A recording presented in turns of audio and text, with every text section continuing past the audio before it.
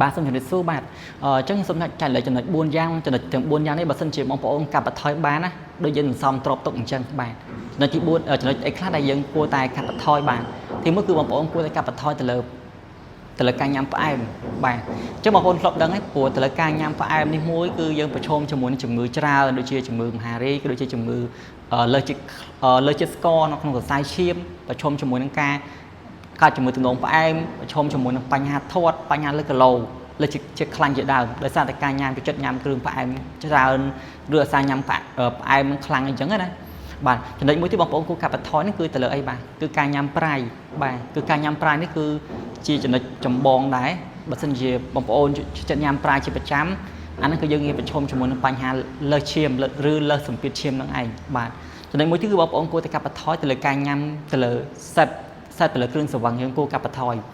ពាក់ព័ន្ធជាមួយគ្រឿងស្រវឹងមានជាតិអាល់កុលនៅក្នុងហ្នឹងកាលណាញ៉ាំជាតិអាល់កុលកាន់តែច្រើនវាប៉ះពាល់ទៅលើអីទី1គឺប៉ះពាល់ទៅលើតម្រងនោមរបស់យើងទី2គឺប៉ះពាល់ទៅលើថ្លើមរបស់យើងទី3គឺប៉ះពាល់ទៅលើលំពេញរបស់យើងបាទអញ្ចឹងគឺ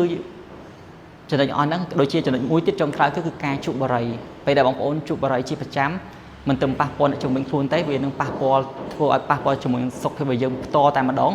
គឺទៅលើអីបាទទៅលើផ្នែកសួតរបស់យើងផងដែរ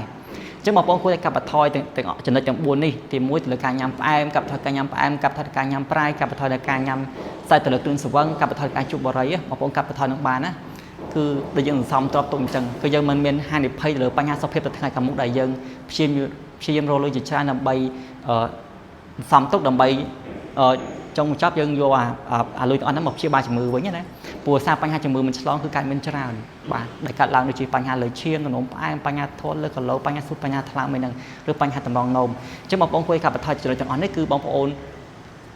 បានដូចជាសន្សំសុខភាពរបស់យើងណាអញ្ចឹងសុខភាពយើងក៏កាន់តែល្អប្រសើរថែមទៀតអញ្ចឹងណាបាទអញ្ចឹងមានការចាំដល់ហ្នឹងបាទអរគុណ